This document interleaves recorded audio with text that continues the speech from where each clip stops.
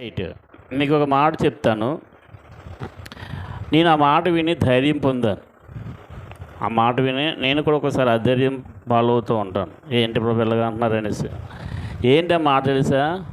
క్రైస్తవులు ఏమేమి పిలుస్తారు? చాలామంది ఏమేమి పిలుస్తారండి? దేవుని బిడ్డలు, ఇంకా హల్లెలూయా బిడ్డలు, ఇంకా రామ్మోహన్ ఈ మధ్య కామెంట్స్ వస్తున్నాయి కదా, ఏమన్నారు? ఇది ఎక్కడ? గొర్రె బిడ్డలు. Very good. హల్లెలూయా. హల్లెలూయా చెప్పండి. నా పాయింట్ అది ఈరోజు. ఏం బిడ్డలు? గొర్రె బిడ్డలు. గొర్రెలు అనండి. అందరూ అన్నారా? గొర్రెలు. బెకరా అంటే గొర్రె.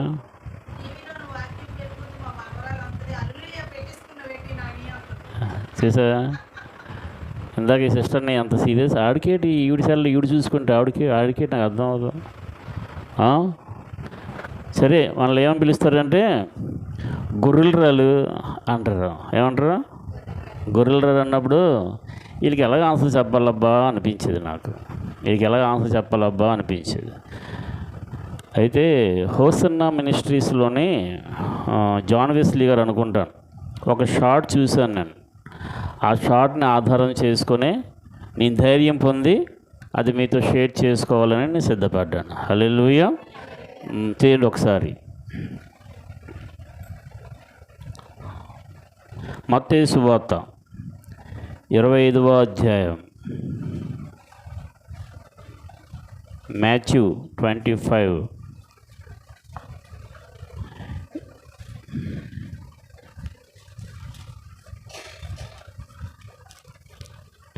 చదవండి. మత్తయి సువార్త 25వ అధ్యాయం వాక్యం 31 నుండి చదవండి. తన మహిమతో మనుష్య కుమారుడును మనుష్య కుమారుడును ఆయనతో కూడా సమస్త దూతలను వచ్చినప్పుడు ఆయన తన మహిమ గల సింహాసనము మీద ఆసీనుడై ఉండును. అప్పుడు సమస్త జనములు ఆయన ఎదుట పోగు చేయబడుదురు. గొల్లవాడు మేకల్లో నుండి గొర్రెలను వేరుపరిచినట్లు ఆయన వారిని వేరుపరిచి తన కుడివైపున గొర్రెలను ఎడమవైపు మేకలను నిలవబెట్టెను.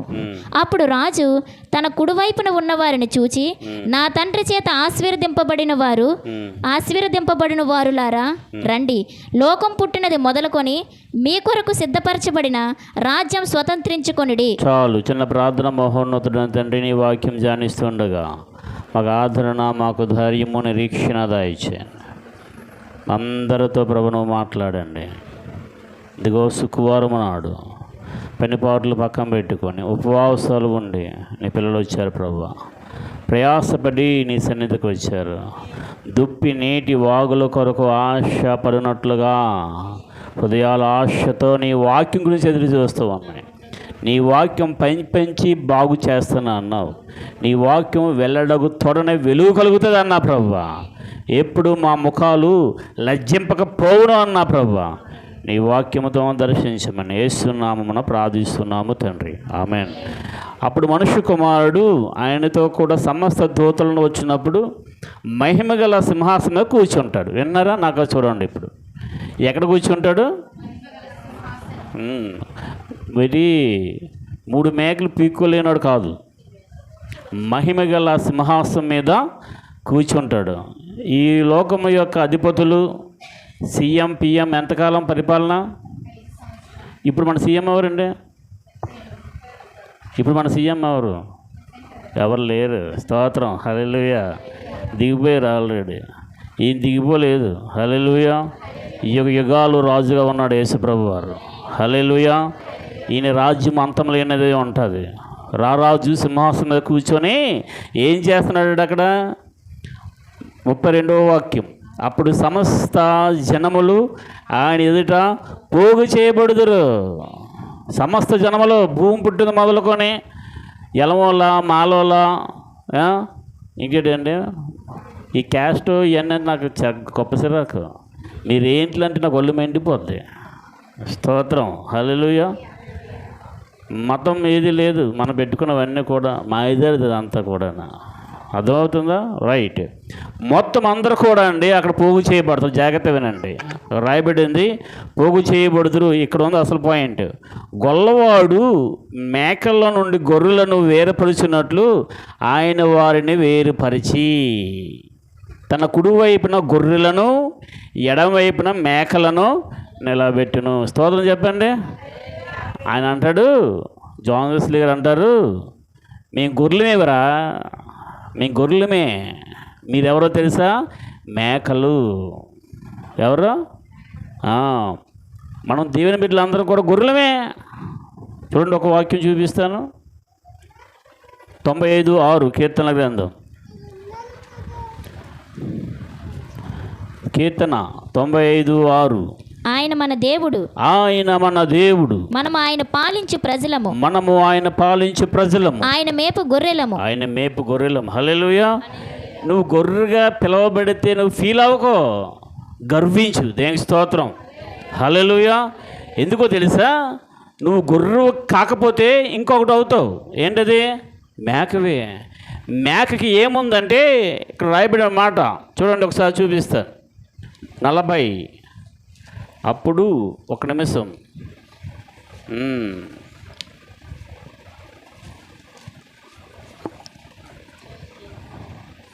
41వ వాక్యం చదవండి.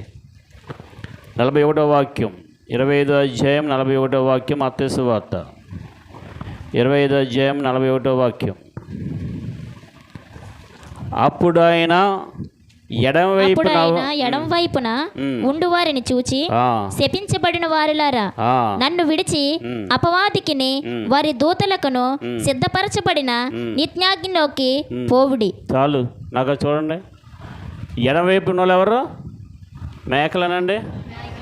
గొల్లవాడు గొర్రెల్ని మేకలను ఎలా సపరేట్ చేస్తాడో అక్కడ పోగు చేయబడిన తర్వాత దేవుడు సపరేట్ చేస్తాడు. హల్లెలూయా, హల్లెలూయా. ఎవరు గొర్రెలో ఎవరు మేకలో ఎవరు తెలుసు? గొర్రెలు కాసోడు తెలుసు. ఎవరు పరిశుద్ధులో ఎవరు అపవిత్రులో, ఎవరు తన యొక్క వస్త్రములు క్రీస్తు రక్తంలో కడుక్కొని తెల్లపు తీసుకున్నారో, ఎవరు మలిన వస్త్రాలతో ఉన్నారో ఆయనకు తెలుసు. చర్చిలో కూర్చుని కూడా ఎవరు వేషధారంగా ఉన్నారో, ఎవరు హృదయంలో ఎలాంటి పాపంతో ఉన్నారో, బయటికి తెల్లబట్టలు వేసుకొని బయటికి మంచిగా కనిపిస్తున్నారో అన్నీ కూడా ఆయనకు తెలుసు. దేవునికి స్తోత్రం చెప్పండి. కాబట్టి ఆ రోజు ఏం చేస్తాడంటే కుడివైపునానండి, కుడివైపు దొంగనండి, ఎడవైపు దొంగనండి. కుడివైపు దొంగ ఎక్కడికి వెళ్ళాడు? మహా యొక్క పరదేశకి వెళ్ళిపోయాడు. స్తోత్రం. ఎడమవైపు దొంగ ఎక్కడికి వెళ్ళిపోయాడు? పాతాళానికి వెళ్ళిపోయాడు. కుడివైపు ఉన్నవాడు ఎవరు? గొర్రె అనండి. గొర్రె. ఎడమవైపు ఉన్నాడు ఎవడు? మేక. గొర్రెకున్న స్వభావం ఏంటి తెలుసా? గొర్రెకున్న స్వభావం, పెందుకున్న స్వభావం చెప్తా విన్నాను. గొర్రెకున్న స్వభావం, పెందుకున్న స్వభావం. అలాగా ఒక గొర్రె ఒక మట్టి దెబ్బ మీద నుంచి వెళ్తూ ఉండగా కాళ్ళు జారి పక్కన ఉన్న బురదలో పడిపోయింది అనుకోండి. అందులోనే బురదలో పడిపోయింది అనుకోండి. గొర్రె ఏం చేస్తుందంటే వెంటనే లేచి మంచినీటిలోకి వెళ్ళి కడిగేసుకుంటుంది. అపవిత్రత అంటుకుంది, దానికి మురికి అంటుకుంది, బురద అంటుకుందని వెళ్ళి శుద్ధి చేసుకుంటుంది. అది గొర్రెకున్న స్వభావం. మరి పందుకున్న స్వభావం ఏంటి తెలుసా? జారింది. నా సెల్లో వీడియో తీశాను మొన్న. జారింది, బురదలో పడింది. అబ్బా బయలే సమ్మగా ఉంది. ఆ పెందుకి ఒక వీడియో తీశాను మొన్నే. ఒక వీడియో మాట్లాడి ఇంకా పోస్ట్ చేయలేదు నేను. ఎంత సేద తీరుతుందో ఆ పెంది. దేంట్లోనే? కొంపు కొట్టి బురదలోనే, కొంపు కొట్టి బురదలోనే జలకాళ్ళు ఆడుతుంది. అది జలకాళ్ళు. దానికి అది చాలా ఇష్టం. అది చాలా ఇష్టం. ఈ మేకలకి అది ఇష్టం. మేకలకి యేసుక్రీస్తుని వెంబడించకపోతే వాళ్ళు ఏమని పిలుస్తున్నాడంటే మేకలు. మేమెవరమంటే గొర్రెలు. హల్లెలూయా. నువ్వు గొర్రెని పిలకపోతే నువ్వు ఫీల్ అవ్వాలా? నిన్ను గొర్రె అనకపోతే నువ్వు ఫీల్ అవ్వాలబ్బా. నిన్ను గొర్రె అనేందుకు బాధపడిపోకు. ఏంటి అని ఇలాగ అంటున్నారు? మత్తయి సువార్త చూడండి ఒకసారి.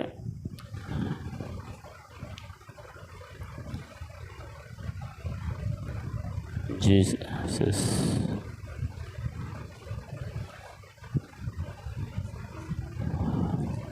మత్తయి సువార్త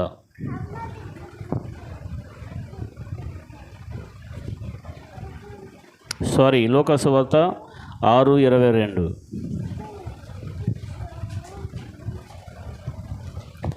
లూకా సువార్త 6:22. మనుష్య కుమారుని నిమిత్తము మనుష్యులు మిమ్మల్ని ద్వేషించి, వెలివేసి, నిందించి, మీ పేరు చెడ్డదని కొట్టివేసినప్పుడు మీరు ధన్యులు. ఆ దినమందు మీరు సంతోషించి గంతులు వేయడి. ఇదిగో మీ ఫలము పరలోకమందు గొప్పదై ఉండును. క్లాప్స్ కొట్టి దేవుని మహింపరచండి. మనుషులందరూ కూడా నిన్ను దూషించి, నిన్ను వెలివేసి, నిన్ను నిందించి, నీ పేరు చెడ్డదని కొట్టేసినప్పుడు నువ్వు హ్యాపీగా ఫీల్ అవ్వాలా. Praise lord. ఎందుకు హ్యాపీనెస్ ఈ పావని గ్రేస్కి వచ్చింది. బస్సులో ఉన్నోడు గెలిపేశాడు ద్వేషంతోనే. ఆ దినమందు ఆమెకి ఏం జరిగింది తెలుసా? ఫలం వచ్చింది. ఆవిడకి ఈరోజు గొప్ప బెనిఫిట్ వచ్చింది. నిన్ను నిందిస్తుంటే, నేను దూషిస్తుంటే ఫీల్ అవ్వకు, సంతోషించు. నిన్ను గొర్రెలు అని పిలుస్తూ ఉంటే నువ్వేం చేయకూడదు? ఫీల్ అవ్వకూడదండి. హల్లెలూయా, హల్లెలూయా. నీది ఎవరివే? గొర్రెనే నేను అనండి. నేను గొర్రెనే. క్రీస్తు ఏం చేశాడు మన గురించి? క్రీస్తు యోహాను సువార్త 10:11 కొద్ది నిమిషాలు క్లోజ్ చేస్తున్నాను. నేను అంత తీయండి. పేజీ నెంబర్ చెప్పమ్మా. 91 కొత్త నిబంధన 31 యోహాను సువార్త 10:11. నేను గొర్రెలకు మంచి కాపరిని. మంచి కాపరి గొర్రెల కొరకు తన ప్రాణమును పెట్టెను. రైట్. హల్లెలూయా, హల్లెలూయా. యేసు ప్రభు ఏంటి? గొర్రెలకు మంచి కాపరి. మనందరం గొర్రెలమైతే మనకి మంచి కాపరి ఎవరు? యేసయ్య. ప్రైజ్ లార్డ్, హల్లెలూయా. ఈ కాపరి చేతుల నుండి ఎవరు నేను విడిపించలేడు, ఎవరు నేను అపశంసలేడు. కింద కంటిన్యూ చేయమా. 12వ వాక్యం. జీతగాడు గొర్రెల కాపరి కాడు గనుక గొర్రెలు తనవి కానుందిన తోడేలు వచ్చుట చూచి గొర్రెలు విడిచిపెట్టి పారిపోవును. తోడేలు ఆ గొర్రెలను పట్టి చెదరగొట్టెను. జీతగాడే గనుక గొర్రెల గూర్చి లక్ష్యం చేయక పారిపోవును. నేను గొర్రెలకు మంచి కాపరిని. తండ్రి నన్ను ఎలాగు ఎరుగునో, నేను తండ్రిని ఎలాగు ఎరుగుదునో అలాగే నేను నా గొర్రెలను ఎరుగుదును. నా గొర్రెలు నన్ను ఎరుగును, మరియు గొర్రెల కొరకు నా ప్రాణం పెట్టుచున్నాను. హల్లెలూయా, హల్లెలూయా. మేము గొర్రెలమే. ఎందుకు తెలుసా? మా క్రీస్తు మా గురించి ప్రాణం పెట్టాడు. ప్రైజ్ లార్డ్, హల్లెలూయా, హల్లెలూయా. ఎంత ఆధిక్యత అండి ఇది! ఎంత సంతోషకరమైన విషయం ఇది! ఎవరి గురించి ప్రాణం పెట్టాడైనా? గొర్రెల గురించే. ఆ యొక్క గొల్లవాడు మేకల్ని గొర్రెల్ని సపరేట్ చేస్తాడట. కలిపి ఉంచడు. ఏదో కొట్టుకెళ్ళిపోతుంది అనుకున్నావేమో, పర్వాలేదు అనుకున్నావేమో, ఆ రోజు చూసి చూడనట్టుగా ఉంటాడు అనుకున్నాడేమో. లేదు, ఆ రోజు సపరేట్ చేసేస్తాడు ఆయన. అన్నిట్లోని అన్ని పావురాలు ఉన్నాయంట. ఏమిటి పావురాలు? ఒక కాకి కూడా వైట్ పెయింట్లోకి వెళ్ళి ములిగేసి, కాకి వైట్ పెయింట్లోకి వెళ్ళి తెల్లగొద్ది, తెల్లగా అయిపోయింది. అది కూడా పావురాల్లోనే ఒకటిగా వెళ్ళిపోయింది. అన్ని పావురాలు నేను పావురం అనేసుకొని నన్ను ఎవరు కనిపెట్టలేరు అనుకుంటుంది కాకి. అలా ఉండగానే చిన్న జల్లులు పడ్డాయి. స్తోత్రం. చిన్న చినుకులు పడ్డాయి. రొంగంతా బయటికి వెళ్ళిపోద్ది. అసలు రంగు వచ్చేస్తుంది. నా అసలు రంగు వచ్చేసింది. ఖజాలు ఉన్నప్పుడు దొండపండ్లు ఉండవు నెర్రగాన. మా ఇంటి పేరు తగ్గట్టుగా నల్ల తయారవుతున్నాను. కర్రీగా. హల్లెలూయా, హల్లెలూయా చెప్పండి. నా ఖజాల ఫోటో చూడండి. ఫారెన్లో ఉండండి. క్రీస్తు మన గురించి సొగసైన స్వరూపమైన లేకుండా అయిపోయాడు. చాలామంది ఏంటి ఇలాగైపోతున్నావు, ఈ మాత్రమైనా అవుతున్నా అంటారు బాబు క్రీస్తు గురించి అనుకుంటున్నావు. స్తోత్రం. ఆ క్రీస్తు నిమిత్తం అంట బాధలు అనుభవించడం మనకు భాగ్యం అంట. క్రీస్తు నిమిత్తం తిట్లు కాయడం మనకు భాగ్యం అంట. క్రీస్తు నిమిత్తం దెబ్బల కాయడం అదొక ధన్యత అంట. క్రీస్తు నిమిత్తం ప్రాణం అర్పించడం అదొక ధన్యత అంట. హల్లెలూయా. ఇది అందరికీ రాదు. వీళ్ళు మహాశ్రమలో నుండి వచ్చిన వారు, వాళ్ళకి సపరేటమైన మహిమ ఉంటుంది. వాళ్ళకి మామూలుగా పరలోకంకి వచ్చిన వాళ్ళకి ఒక మహిమ ఉంటే, మహాశ్రమలు అనుభవించిన వారికి వేరొక మహిమ ఉంటుంది. అర్థమవుతుందా? కాబట్టి శ్రమలు అనుభవించడానికి ఇష్టపడాలా, మహాశ్రమలు అనుభవించడానికి ఇష్టపడాలా. ఈవెన్ ఎవరో తిడితేనే, ఎవరో దూషణ మాటలు మాట్లాడితేనే, గొర్రెవి నువ్వు అంటేనే తట్టుకోలేకపోతే ఇంక మహాశ్రమలకి ఎలా తట్టుకుంటాం? Praise the Lord. హల్లెలూయా. మన కాపరి యేసు మన గురించి ఏం చేశాడు? ప్రాణం పెట్టాడు. ఎవరి గురించి? గొర్రెల గురించి, మేకల గురించి కాదు. హలో, నా మేకల గురించి ప్రాణం పెట్టాడు ఉంది అక్కడ. మేకలను సపరేట్ చేస్తాడట. నువ్వు బియ్యంలో నుండి రాళ్ళు ఎలా సపరేట్ చేస్తావో, బియ్యంలో నుండి రాళ్ళు ఎలాగ ఏరేస్తూ ఉంటారో, ఈ కాంపిటేటివ్ ఎగ్జామ్స్ అవి పెట్టి ఏంటంటే ఫిల్టర్స్ వేసేసి టాలెంట్ ఉన్న వాళ్ళందరూ కూడా పక్కన పెట్టి మిగతా వాళ్ళందరూ ఎలా పక్కన పెట్టేస్తూ ఉంటారో, టమాటా పొలంలోనే కులిపోయినాయని పక్కన ఎలా ఏరేస్తూ ఉంటావో, వంకాయల్లోనే బజార్కి వెళ్ళినప్పుడు నాకు పుచ్చిపోయిన వద్దని ఏరేస్తుంటావే నువ్వు. అలా ఏం చేస్తాడంటే ఏరు పారేస్తూ ఉంటాడు ఆయన. హల్లెలూయా. ఎవరు పరిశుద్ధులు, ఎవరు అపవిత్రులు, ఎవరు పరిశుద్ధులు, ఎవరు వేషధారులు, ఆయన అన్ని ఫిల్టర్ చేసి ఆ పోగులో నుండి ఒక గుంపును పక్కన ఎడతాడు. హల్లెలూయా. వాళ్ళతో అంటాడు, నా తండ్రి చేత ఆస్వాదించబడిన వాళ్ళారా రండి, మీ గురించి సిద్ధం చేసిన ఆ మహిమని, ఆ పరలోకాన్ని స్వతంత్రించుకోండి. స్తోత్రం. హల్లెలూయా. మేమేం చేయాలి? పొండి, శపించబడిన వాళ్ళారా పొండి నరకానికి, మీ గురించి భూమి పుట్టిన మొదలుకొని సిద్ధం చేసిన నరకాగ్నిలోనికి పొండి అంటాడు ఆయన. కాబట్టి నువ్వు గొర్రెగా ఉండాలని ఇష్టపడతావా, మేకగా ఉండాలని ఇష్టపడతావా? చెప్పాలా? గొర్రెగా ఉండడానికి నేను అంటూ ఉండి ఏం చేయాలా? సంతోషించాలి. అమ్మయ్య, నా జీవితం ధన్యమైంది ప్రభువా, నన్ను గొర్రెల లిస్టులో చేర్చా ప్రభువా, నా జీవితం ధన్యమైంది ప్రభువా అని నువ్వు ఆనందించాలా. హల్లెలూయా. ఒక మాట వీటి చెప్పేసి క్లోజ్ చేస్తాం, సమయం అయిపోతుంది. ఒక మాట, యోహాను సువార్త 10వ అధ్యాయం 27వ వాక్యం, 27-28. నా గొర్రెలు నా స్వరము వినును, నేను వాటిని ఎరుగుదును, అవి నన్ను వెంబడించును, నేను వాటికి నిత్య జీవం నిచ్చుచున్నాను గనుక అవి ఎన్నటికి నశింపవు, ఎవడును వాటిని నా చేతిలో నుండి అపహరింపడు. చాలు. ఎంత ధైర్యం ఉందా మాటలో. నువ్వు దేవుని చేతిలో ఉన్నావు. ఆయన చేతిలో నేను ఎవడు విడిపించలేడు. ఆయన చేతిలో ఉన్నావు. ఎవడికి దొమ్మ ఉందండి? సృష్టికర్త అయిన దేవుని చేతిలో తాకే దొమ్మ ఎవడికుంది? నోవహు ఓడ యొక్క తలుపు వేసింది ఎవరు? ఓడలోకి ఎంతమంది వెళ్ళారు? నోవహు, తన భార్య, 3 కొడుకులు, 3 కోడళ్ళు, అందరూ కూడా ఎంతమంది అయ్యారు? 8 మంది వెళ్ళారు ఓడలోనికి. అవునా? దానిలోనికి మిగతా వాళ్ళందరూ వచ్చేద్దని ట్రై చేస్తున్నారు, కానీ కిటికీ మూసేశాడు. ఎవరు మూసి తెలుసా? ఆయన మూసాడా? నువ్వు ఎలాంటి టెక్నాలజీ వాడుకున్నా, నీ దిమ్మ తిరిగిపోయినా సరే దాన్ని ఓపెన్ చేయడం నీ చేత కాదు. స్తోత్రం. హల్లెలూయా. ఆయన కార్యం చేయగా త్రెప్పగలవాడు ఎవడో లేడు. నువ్వు ఆయన చేతిలో ఉన్నావు. ఆయన చేతిలో నుండి నిన్నెవడో కూడా అప్రసింపలేడు. మహా అయితే నీ ప్రాణం తీయగలడు తప్ప నీ ఆత్మని ఎవ్వడో కూడా అప్రసింపలేడు. స్తోత్రం చెప్పండి. హల్లెలూయా. అయితే ఆయన ఏమన్నాడంటే, నా గొర్రె ఏం చేస్తా తెలుసా? అది నువ్వు నిజంగా ఆయన గొర్రె అయితే నువ్వు ఆయన స్వరం వినాలా. విన్నావు ఆయన స్వరాన్ని? ప్రార్థన చెయ్యు అనే స్వరం నీకు వినిపిస్తుందా? మెలకువ ఉండి ప్రార్థన చెయ్యి అనే స్వరం నీకు వినిపిస్తుందా? ఉపవాసం ఉండి ప్రార్థన చేయి అనే స్వరం వినిపిస్తుందా? విన్నప్పుడు ఏం చేయాలా? లోబడి చేయాలా.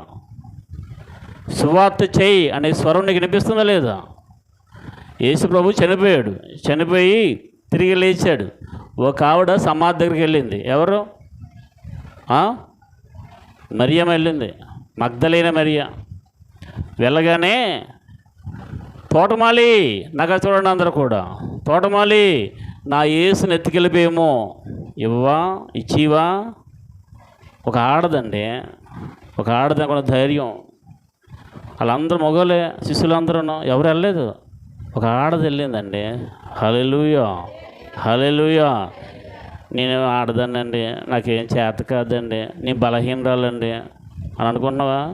No no no no. నేను బాలుడిని అయితే బాలుని అనొద్దు అంటాడు, నేను ఆడదానంటే ఆడదాని అనొద్దు అంటాడు. బలహీనరాలు కాదు, క్రీస్తునందు బలవంతురాలువి. హల్లెలూయా. ఎస్తేరు అనే పేరే బైబిల్లో రాయబడింది, ఒక బుక్కే.